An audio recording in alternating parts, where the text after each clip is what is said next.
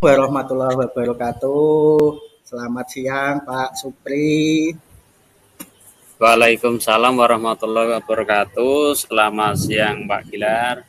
Bagaimana kabarnya hari ini? Alhamdulillah Pak Gilar, baik-baik saja. Walaupun posisi ini tidak ada di rumah, ini baru di dinas dan di luar ruangan ini posisi keadaan masih gerimis Pak. Ya, yang penting kita jaga kesehatan ini ya Pak Supri. Iya. Ini Yang sesuai dengan perjanjian kita kemarin ya, waktu lewat WA ini kita minta bertemu tatap maya. Sepertinya Pak Supri ini ada yang ingin dibicarakan. Ya, memang ada Pak Gilar. Ini ada sedikit permasalahan yang saya hadapi ini di sekolah saya, yaitu tentang siswa, kaitannya dengan materi pelajaran. Nah, ini pelajaran agama, kaitannya yang pas itu tentang sholat, terutama anak itu bacaan antara gerakan itu masih belum hafal, dan khususnya bacaannya. Ya, untuk gerakan dan bacaan, kemudian gerakannya sedikit sudah hafal, tapi bacaannya untuk semuanya belum hafal. Yang saya hadapi seperti itu. Ya, luar biasa sekali Pak Supri ini ya. Ini sangat menantang sekali ini. Gerakannya sudah hafal tapi bacaannya masih belum ini ya Pak Supri. Iya. Nah, kira-kira menurut Pak Supri ini penyebabnya apa? Kemungkinan ya menurut saya ini penyebabnya ya mungkin karena anak terlalu banyak bermain, itu yang nomor satu. Ya kemungkinan dari lingkungan keluarga sendiri tidak pernah memberikan motivasi ataupun contoh ataupun ajakan kepada anaknya untuk menjalankan sholat, bahkan mengajari anaknya bacaan dan gerakan sholat. Itu yang nomor dua. Kemungkinan lagi Pak Gilar ya, dari lingkungan mungkin teman-temannya yang banyak bermain, akhirnya anak itu teledor ikut bermain. Akhirnya waktu sholat pun mereka lupa sudah waktu sholat atau belum. Ini saatnya main, banyak main. Kemungkinan yang lain itu kemungkinan tidak mengikuti kegiatan mengaji, bahkan itu di Madin ataupun di TPG. Itu kemungkinan perkiraan dari saya Pak Gilar. Ya, berarti kemungkinannya itu dari lingkungan keluarga dan lingkungan sekitarnya nggih Pak Supri. Ya, Kalau di lingkungan. kalau menurut Pak Supri ini kira-kira metode yang bisa digunakan itu apa ya supaya anak-anak itu dapat belajar menghafal di rumah dengan lebih baik. Ya kemungkinan Pak dengan metode entah dengan pembelajaran video edukasi, di situ mungkinlah kita tontonkan halnya kartun, dengan kartun tentang pembelajaran praktek sholat beserta bacaannya. Itu biasanya anak-anak biasanya kan sukanya menonton Pak ya, biasanya menonton, bahkan itu untuk hal mungkin kartun. Nah, kemungkinan sedikit-sedikit mereka akan menghafal dengan sendirinya, sering mendengar, melihat, atau bahkan nanti pakai sejenis kartu Pak. Nanti bisa dihafal di rumah. Itu kemungkinan seperti itu yang saya mungkin bisa sampaikan pada anak metodenya. Ya, luar biasa Pak Supri ya. Itu ide yang sangat bagus, yaitu menggunakan video kartun peragaan sholat ya. Dan nantinya diharapkan anak-anak bisa senang dan dapat menghafal di rumah serta metode kartu. Ya. Kemudian setelah hal tersebut dilaksanakan, ini kan karena di rumah ya, bagaimana Pak Supri dapat mengontrol bahwa anak-anak tersebut telah mempelajari dan menonton video pembelajaran yang Bapak berikan. Untuk mengontrolnya Pak Narya, kita coba mungkin setelah kelihatan menonton video dalam 1 minggu itu kita akan bertemu 1 minggu 1 hari Pak ya.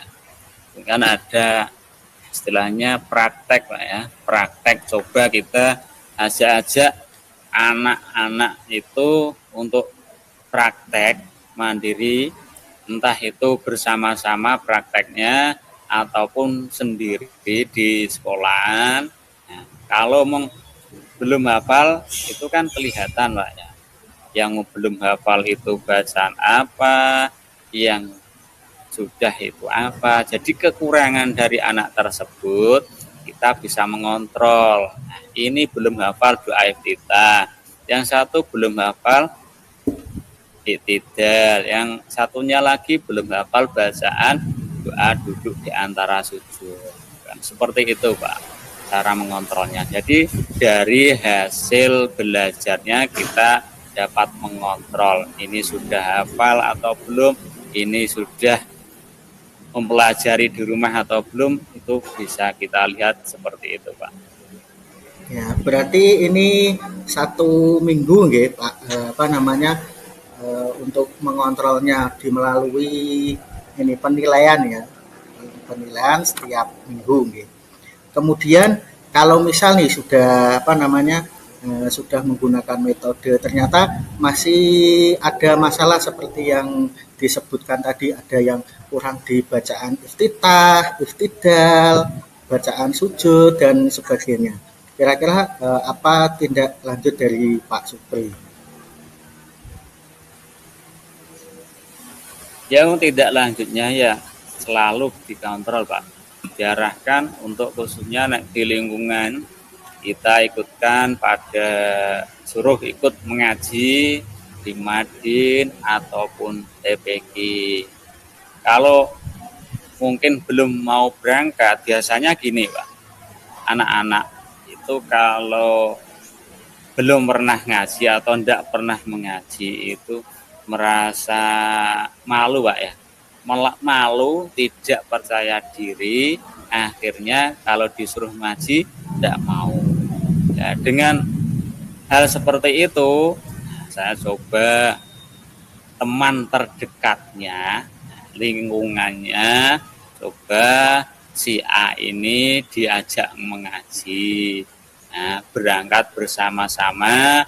Kalau memang dia masih minder, kalau diajak bersama-sama, mungkin 1 hari mindernya kan itu Pak ya. Nah, selanjutnya kemungkinan itu dia bisa menyesuaikan dirinya dengan teman-temannya, bahkan tidak merasa malu lagi untuk belajar mengaji, gitu Pak. Sangat bagus Pak Supri, tadi sudah memberikan ide-ide sampai tindak lanjut menggunakan tutor sebaya dari temannya tadi untuk mengajak mengaji gitu Pak Supri. Iya. Kemudian kira-kira bisa diterapkan mulai kapan ini Pak Supri? Kemungkinan ya minggu depan Pak ya. Minggu depan setelah pertemuan kali ini, minggu depan saya akan mempraktekkan pada anak-anak supaya kan lebih cepat, lebih baik anak itu dapat mempelajari dan dapat menguasai materi tersebut dan bahkan dapat segera menjalankan sholat dengan baik dan benar sesuai bacaannya. Coba. Baik Pak Supri, berarti sekiranya mulai minggu depan ya dapat diterapkan. Nah, dari rencana tersebut, adakah yang ingin dibutuhkan Pak Supri untuk mendukung rencana tersebut? Kira-kira apa itu Pak Supri? Untuk mendukung rencana tersebut, memang ya kita butuh teori yang perlu saya persiapkan,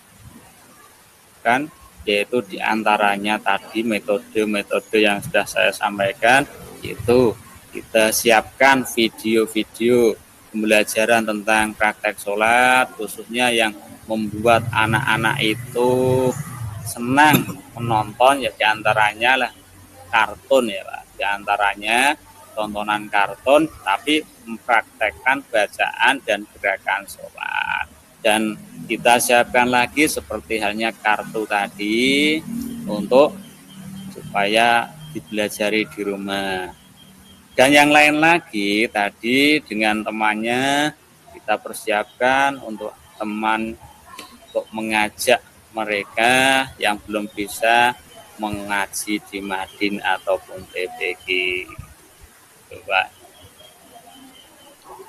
Ya, berarti itu tadi sudah sangat luar biasa ya apa yang dibutuhkan Pak Supri untuk mengusahakan anak-anaknya dapat menghafal bacaan sholat. Nah, tanpa terasa ini Pak Supri nih, kita sudah sampai di penghujung sesi. Nah, kira-kira setelah berbincang-bincang, berbagi ide, berbagi keluh kesah, ini apa yang Pak Supri rasakan setelah berbincang-bincang? Ya, saya merasa nyaman sekali Pak. Dan karena apa? Karena beban itu tidak saya rasakan sendiri, saya sampaikan ini ada teman yang ikut memikirkan, mau mencarikan solusi gimana yang seharusnya saya lakukan, itu Pak. Ya, jadi lebih plong itu nih Pak. Lebih plong Pak, tidak mengganjal. Ya, saya kira untuk sesi ini cukup sekian ya Pak Supri. Nanti saya tunggu setelah minggu depan. Ya. Nah, semoga nanti bisa menghasilkan cerita yang lebih bagus lagi, yang baik, dan semoga ada peningkatan terhadap hafalan putra-putrinya di sekolah. Nah, sekian dari saya. Wassalamualaikum warahmatullahi wabarakatuh. Assalamualaikum warahmatullahi wabarakatuh. Selamat siang Pak Gilar. Waalaikumsalam warahmatullahi wabarakatuh. Selamat siang Pak Supri. Gimana kabarnya Pak Gilar pada siang hari ini? Alhamdulillah baik. Ini cuaca hujan lebat, ini banyak geluduk dan petir. Petirnya ya, terdengar. Ya. Itu sepertinya deras sekali Pak ya. Iya, ini yang ada anginnya juga ini. Yang penting jaga kesehatan kita Pak ya, selalu sehat dan selalu semangat Pak ya. Ya, siap. Nah, hari ini kelihatannya Pak Gilar kok kurang semangat, kiranya masih ada beban dalam pikiran, kira-kira ada apa ya Pak ya? Begini Pak Supri, pada saat pembelajaran di kelas, terutama ini kelas saya di kelas 5, itu ternyata masih banyak anak-anak yang belum hafal perkalian dan pembagian.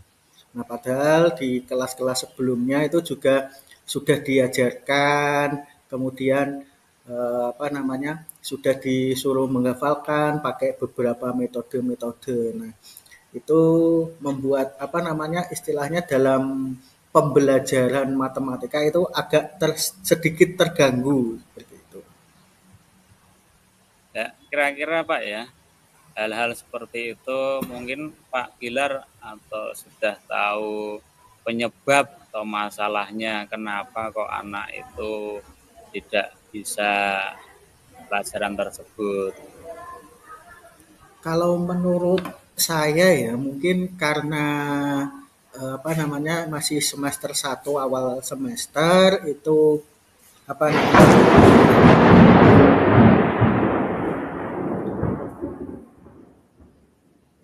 saya ulangi untuk semester satu itu kan setelah libur ya ini mungkin anak-anak bermain di rumah itu masih terngiang-ngiang sehingga pembelajaran khususnya perkalian dan pembagian ini lupa. Kemudian setelah itu waktu belajar di rumah ini terganggu mungkin terganggu dengan temannya yang bermain, kemudian dukungan orang tua, nah seperti itu. Kemungkinan seperti itu. Berarti mereka masih istilahnya masih suasana bermain Pak ya. Iya. Belum belum bisa melupakan ini sudah sekolah atau masih liburan gitu ya. Seperti itu ya Iya. Pak ya. Ya kira-kira Pak ya untuk mengatasi masalah-masalah yang Bapak Gilar hadapi seperti itu, kemungkinan Pak Gilar atau sudah punya solusi atau bahkan punya metode yang kira-kira membuat anak itu lebih baik kembali dalam belajarnya. Kalau metode itu saya gunakan kartu kontrol, Pak. Kartu kontrol perkalian dan pembagian. Jadi nanti saya bagikan kartu kontrol untuk perkalian yang harus dicapai pada minggu ini. Kemudian ada pembagiannya juga. Setelah itu saya dalam pembelajaran ini juga menggunakan beberapa metode nih, khususnya metode perkalian-perkalian yang istimewa seperti perkalian 1, perkalian 5, perkalian 0, perkalian 9. Ini kan perkalian yang istimewa. Jadi anak-anak eh, apa namanya tertarik, oh ternyata perkalian 1 itu mudah, perkalian 5 itu mudah, perkalian 0 itu mudah. Kemudian setelah itu menggunakan apa namanya keistimewaan dari perkalian-perkalian yang lain. Keistimewaan perkalian 2, perkalian 3, dan perkalian yang lainnya. Setelah itu saya juga menggunakan metode-metode yang lain seperti pembagian menggunakan cara tusuk sate dan jari matika seperti itu. Itu berarti Pak Gilar punya banyak-banyak metode Pak ya Iya. dalam pembelajaran seperti itu. Lah kira-kira Pak ya, tadi pelajaran yang Bapak sampaikan itu tentang perkalian dan pembagian. Yang kira-kira Bapak dahulukan antara perkalian dan pembagian. Kalau kita samakan kan kita samakan tidak bisa ya Pak. Pasti satu-satu ya. Nah itu perkalian dulu atau pembagian dulu. Kira-kira Pak Gilar dalam menghadapi seperti itu yang lebih utama didahulukan yang mana? Kalau saya sih yang lebih saya dahulukan itu perkalian, Pak. Soalnya kalau pembagian itu pasti masih membutuhkan yang namanya perkalian. Jadi anak-anak ini paling tidak hafal dulu lah perkalian 1 sampai 9. Berarti yang diutamakan perkalian dulu Pak ya. Antara perkalian 1 sampai 9. Ya, untuk kira-kira anak agar suka nah, agar suka bahkan lebih maksudnya lebih mudah menghafal perkalian, kira-kira dengan metode yang diterapkan Pak Gilar pakai yang mana tadi metode? Kalau yang menghafal itu saya lebih cenderung pakai yang perkalian istimewa, Pak. Itu apa namanya? Anak-anak itu lebih tertarik. Oh, ternyata perkalian 9 itu cuma ini seperti itu. Jadi tidak tidak tidak menguras tenaga untuk terlalu menghafalkan seperti itu. Untuk perkalian yang istimewa itu seperti apa, Pak?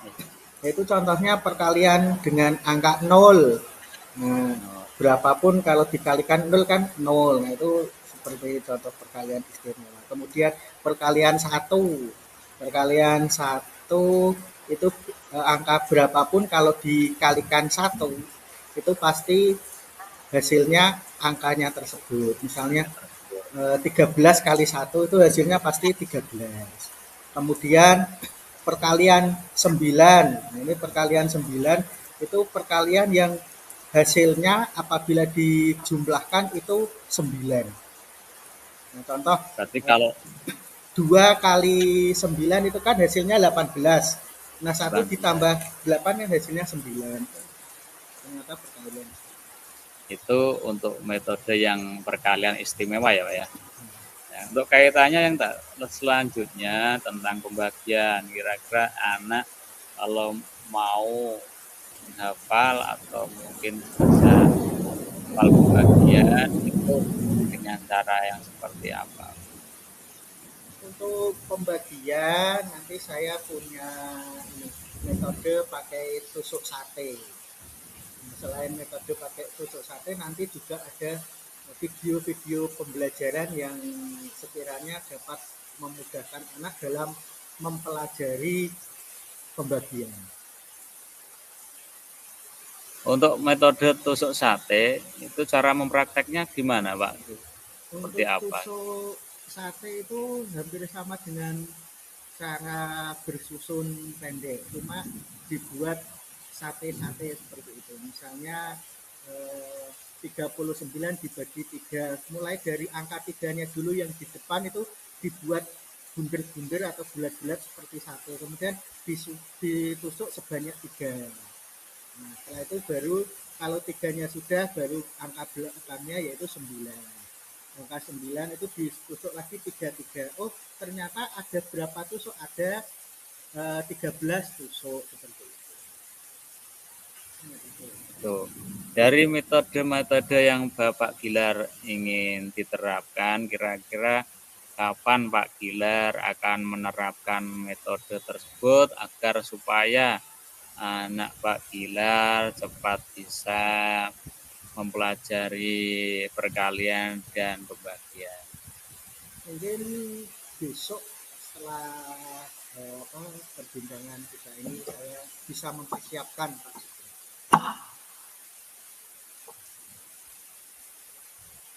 Nah, itu mungkin besok atau lusa ini saya sudah bisa mempersiapkannya.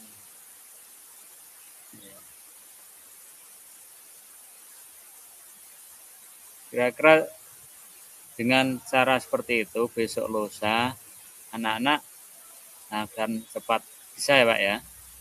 Semoga saja itu yang saya harapkan Pak.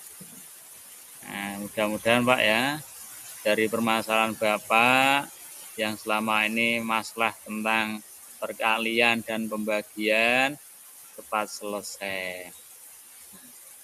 Dalam pertemuan kali ini Pak ya, kira-kira kita membahas tentang masalah kita masing-masing dan khususnya Pak Gilar menyampaikan permasalahan di kelasnya, masalah perkalian dan pembagian.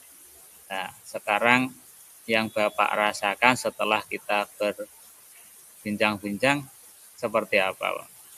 Rasanya lega ya, ada teman untuk berbincang, berbagi masalah, itu rasanya sedikit ada beban yang terangkat gitu di pundak gitu. Jadi lebih fresh.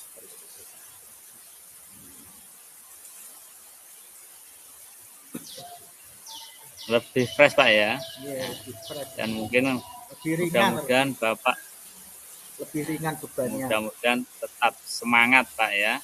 Tetap semangat dalam menjalankan tugasnya. Ya, untuk pertemuan pada hari ini mungkin kita bisa sambung di lain hari Pak ya. Kita sambung di lain hari. Nah, bagaimana hasil, gimana hasil dari rencana Bapak untuk tindak lanjut pada siswa didik yang masih belum hafal perkalian, bahkan masih sulit untuk memahami pembagian. Jadi mudah-mudahan ya, karena pertemuan ini Bapak semakin semangat untuk menyelesaikan tugas khususnya kepada anak didiknya. Dari saya sekian Pak ya. Kita nanti kalau ada pertemuan kita berbincang-bincang kembali. Saya sekian. Assalamualaikum warahmatullahi wabarakatuh. Waalaikumsalam warahmatullahi wabarakatuh. Terima kasih Pak Supri sudah menemani saya. Selamat siang. Sudah Pak.